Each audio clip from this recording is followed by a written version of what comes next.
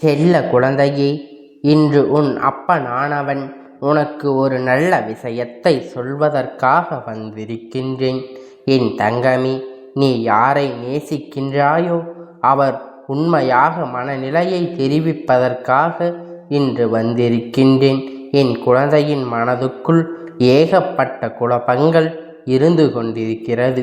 நாளை நீ நேசிக்கின்ற அவரிடத்தில் இருந்து சரியான பதில் கிடைக்காமல் இருப்பது என் குழந்தையின் மனதிற்கு மிக பெரிய வேதனையை கொடுத்து கொண்டு இருக்கின்றது. என் தங்கமே, நீ நேசிப்பவரின் மனதில் என்ன இருக்கிறது என்பதை நீ புரிந்து கொண்டாய். நிச்சயமாக உனக்கான மன தெளிவு கிடைத்துவிடும் அல்லவா? இன்றைய நாளை என் குழந்தை நல்லபடியாக கடந்து வந்து விடுவாய் அல்லவா? என் பிள்ளையின் மனதிற்குள் சந்தோஷத்தை கொடுத்தால் நீ நிச்சயமாக உனக்கான செயல்களை எல்லாம் நல்லபடியாக செய்ய தொடங்கி விடுவாய் என்ற நம்பிக்கையில்தான் உன் அப்பன் இப்பொழுது வந்திருக்கின்றேன். ஒரு மூலையில் ஒரு விஷயத்தை பற்றி மட்டும் நினைத்து முடங்கி கிடக்கின்ற என்னுடைய பிள்ளை, இனிமேல் அப்படி இருக்கக்கூடாது என்பதற்காகத்தான் அப்பன் உன்னிடத்தில் இதை தெரிவிக்க வந்திருக்கின்றேன். இவை உன் மனதில் இருக்கின்ற எண்ணங்களை நீ யாரைக்கும் நேசிக்கின்றாயோ அவரை பற்றி உன்னிடமே சுற்றி சுற்றி வந்து கொண்டிருக்கின்றது என்றால் கூட உன் மனது அதிகமாக வேதனைப்படும். ஆனால் இப்பொழுதெல்லாம் பல நாட்களாக பேசாமல் இருந்து கொண்டிருக்கும் போது உனக்கு மேலும் மேலும் பல வேதனைகளை இப்பொழுது கொண்டிருக்கின்றாய். அதிகாலை எழுந்தவுடனே அதே நினைப்பில் இருந்து கொண்டிருக்கின்றாய். எப்பொழுதும் பேசுவார்கள் என்று எண்ணம் மட்டுமே உனக்குள் இருந்து கொண்டிருக்கிறது. நமக்கு மட்டும் ஏன் இப்படி எல்லாம் நடக்கிறது?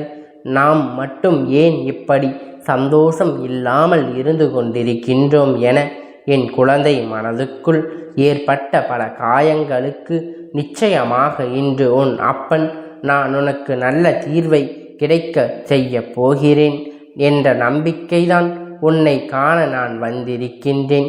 என் தங்கமே, உனக்கு யார் அதிகமாக பிடிக்கின்றதோ அவர்களின் மனதில் என்ன இருக்கிறது என்பதை நான் உனக்கு சொல்லப் போகிறேன். அதை தெளிவாக உன்னுடைய மனதுக்குள் பதிய வைத்துக்கொள். என் குழந்தையே, அவர் மனதில் சில மாற்றங்களை கொண்டிருக்கின்றார்கள். என் தங்கமே, அதை உணர்ந்தால்தான் ஆரம்ப காலகட்டம் நான் இல்லை என்றால் வாழ்க்கையே இல்லை என்ற சொன்ன உதடுகள் இப்பொழுது நீ இல்லாமல் போனால்தான் நான் சந்தோஷமாக இருப்பேன் என்று சொல்லுகின்றது. என் குழந்தையே, அது மிக பெரிய வேதனையை ஏற்படுத்தி கொண்டிருக்கிறது. தங்கமே, நீ ஒன்றை மட்டும் புரிந்து கொள். அவர்கள் மனதில் இருக்கின்ற எண்ணங்கள் என்னவென்று தெரிந்து கொண்டால் நீ இது போன்ற ஒருபோதும் சிந்திக்க மாட்டாய். என் தங்கமே, அவர்கள் மாறிவிட்டார்கள் என்று நீ நினைக்கின்ற நேரத்தில் ஒன்றை புரிந்து கொள்.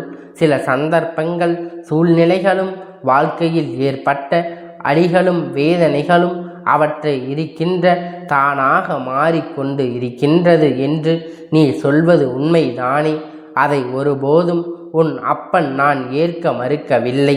ஆனால் அவர்கள் பட்ட காயங்களும் வேதனைகளும் அத்தனையும் அதிகமாக இருக்கும் பொழுது ஏன் மாற்றங்கள் வரத்தான் செய்யும்.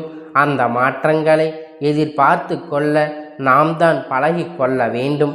என் தங்கமே, இந்த மாற்றங்கள் உனக்கு ஏற்றுக்கொள்ள முடியாததாக இருந்தாலும் இந்த மாற்றத்தில் உனக்கு எந்த பாதிப்பும் இல்லை. உன்னுடைய அன்புக்கு எந்த பாதிப்பும் அங்கே நடக்கப் போவது கிடையாது. அதனால் நீ உன் மனதில் மீது ஆரம்பத்தில் இருந்து அப்படியேதான் உன் மனதில் இருந்து கொண்டிருக்கிறது. ஆனால் அதை வெளிப்படுத்துகின்ற விதம்தான் வாழ்க்கையில் ஏற்பட்ட சில கஷ்டமான சூழ்நிலை காரணமாக மாற்றங்களை கொண்டு வந்து கொண்டிருக்கிறது. அதிகமாக இல்லை, ஆனால் அதன் பிறகு பேசுவதற்கு அதிகமாக தொடங்கவிட்ட பிறகு கருத்து வேறுபாடுகள் அதிகமாக வரத் தொடங்கி இருக்கிறது. சில நேரத்தில் கருத்து வேறுபாடு ஏற்படும் போது இது நமக்கு உகந்த வாழ்க்கை தானா என்று நீ கூட சிந்தித்து கொண்டிருக்கின்றாய்.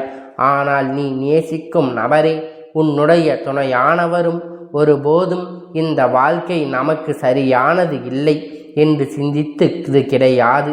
வார்த்தைகளை கோபத்தில் அதிகமாக விட்டால் இந்த ஒரு சூழ்நிலையில் நீ எனக்கு வேண்டாம் என்று அவர் ஒருபோதும் நினைத்தது இல்லை.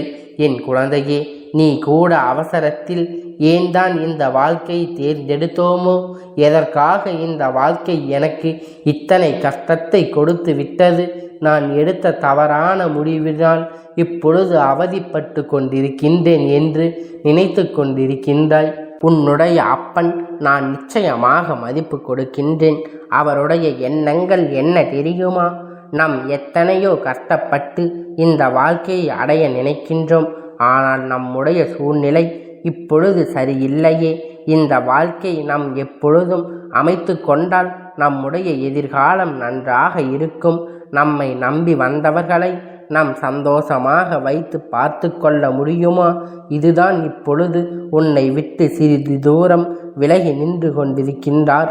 உன் மீது அதிக அன்பு கொண்டதால் தான் இந்த பிரிவு ஏற்பட்டு கொண்டிருக்கிறது என்பதை நீ புரிந்து கொள்ள வேண்டும்.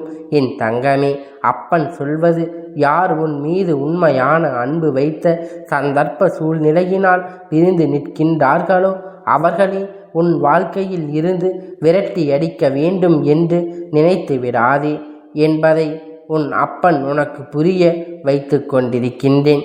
என் தங்கமே, உனக்கு நல்ல வாழ்க்கை கொடுப்பேன் என்று வாக்குறுதியை கொடுக்கின்றார்கள்.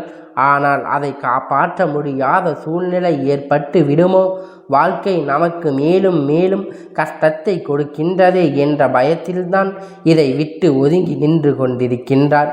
தவிர அவர்களுடைய அன்பில் எந்த ஒரு மாற்று கருத்தும் இல்லை. என் குழந்தையே, நிச்சயமாக தன்னுடைய வாழ்க்கையில் உனக்கான இடத்தை அப்படியேதான் அவர்கள் வைத்திருக்கின்றார்கள்.